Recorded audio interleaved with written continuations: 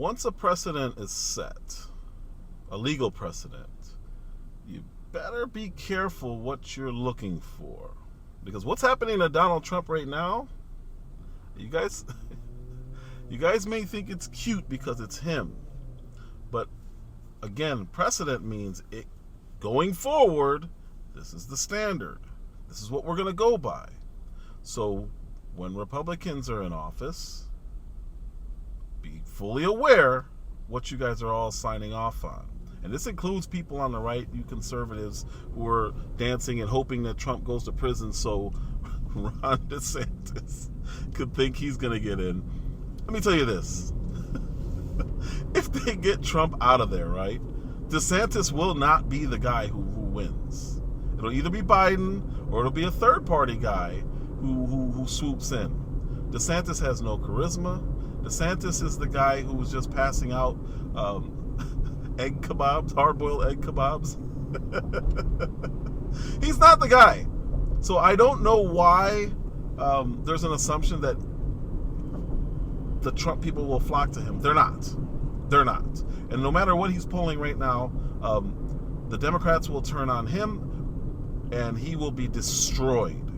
And he does not have the charisma, and he does not have the ability to fight back. He just doesn't. I don't care what anybody thinks. We've seen him. We've seen what's happening to him in Florida. The only reason he's surviving it is because it's all Republican state. He's going to fold. If he gets under the same scrutiny that Trump is, he will fold. I'm telling you, they will break him. But that's besides the point.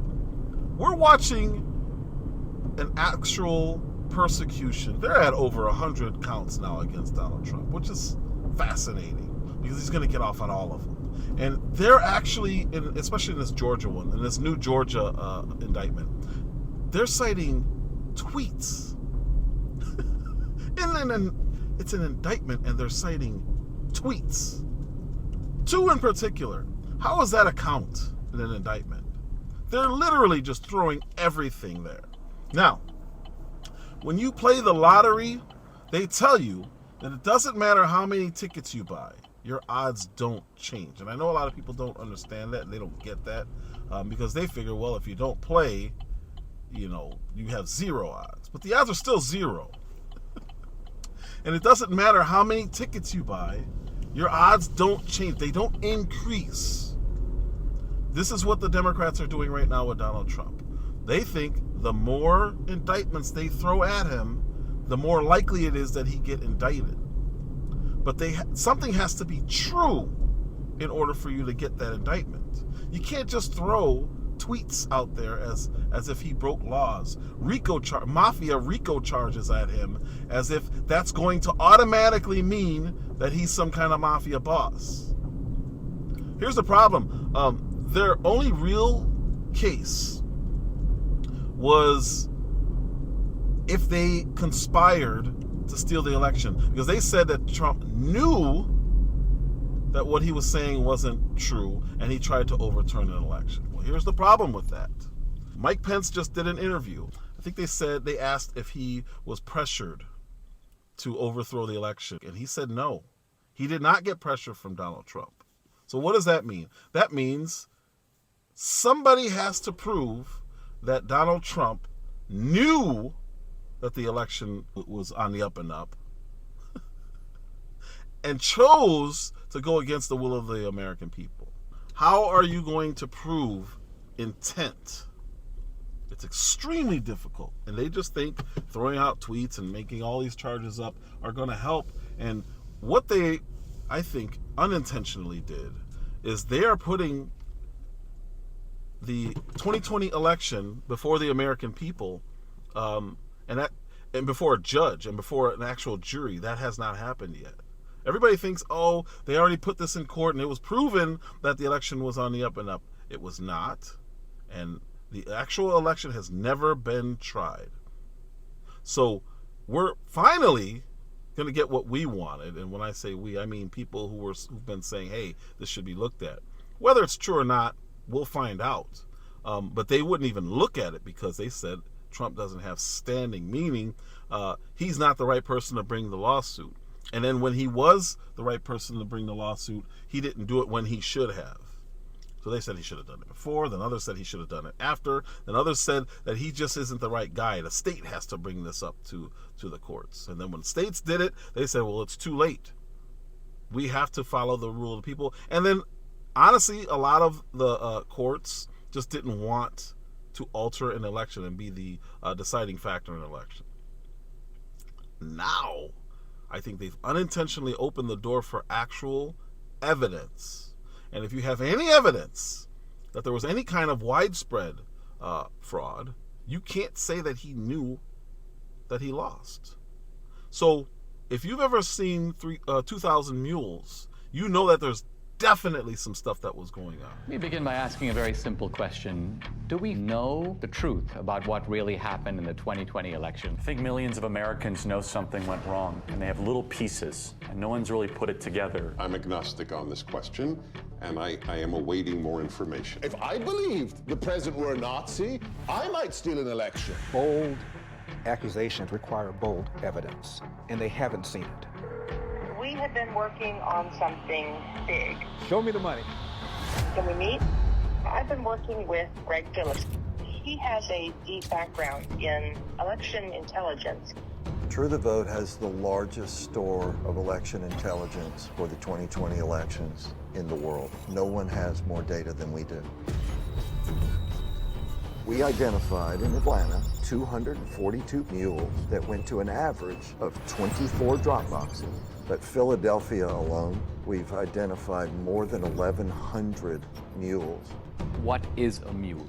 Person picking up ballots and running them to the drop boxes. This is not grandma out walking her dog. Bad backgrounds, bad reputations. They are interested in one thing, that's money. And in no shape, in no way, in no time is that legal. This is organized crime.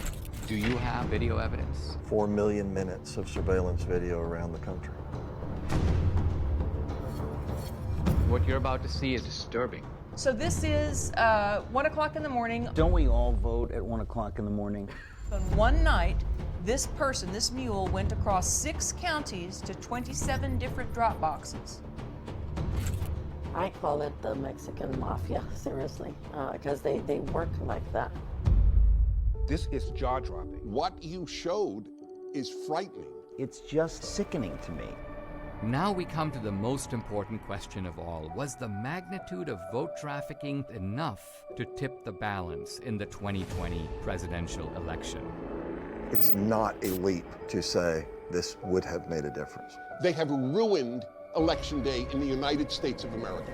That's provable. And that's enough for me to fight the left with every fiber in my body. You have the Rolling Stone, or was it Time, who said, yeah, all these organizations came together to keep Donald Trump out. That is proof that the election was rigged. Rigged doesn't have a specific meaning. It just means it wasn't on the up and up. It was not right. He believes it was stolen. I'm also of that ilk. But you can't say he knew that he lost officially and tried to overthrow the government because he went through all the legal channels. They did all the same challenges that Hillary Clinton did. They did all the same challenges that Al Gore did. And Al Gore lost because the Supreme Court stepped in and said, it's over. It's done. Meanwhile, Hunter Biden, they're up to, I think, over $20 million now that Joe Biden, Hunter Biden, and other family members has got from China, Russia, Ukraine. That's where they got this money from, millions and millions of dollars. And everyone's acting like there's nothing to see here. Wait a minute. You guys look over here. Why are you guys talking to me? Look over here. Look over here. It's just redirection. That's all it is. It's all trash. But it's actually going to finally be tried. Hunter Biden, it's pretty incredible how much he's getting away with. They gave the DA or Attorney General, I don't know who he was, they gave him a special counsel now. And he's the guy who tried to give Hunter a sweetheart deal that fell apart because a judge asked a couple basic questions.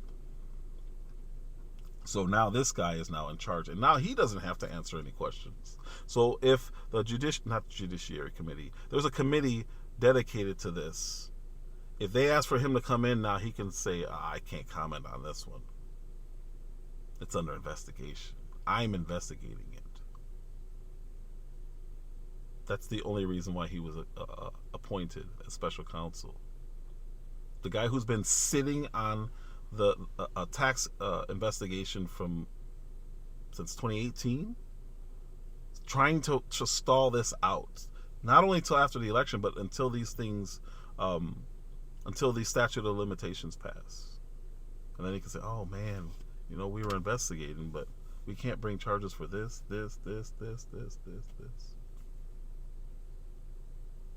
Keep thinking this is a joke, because they're trying to imprison the number one candidate in the race. If this isn't election interference, I don't know what is. Keep playing. Not gonna work.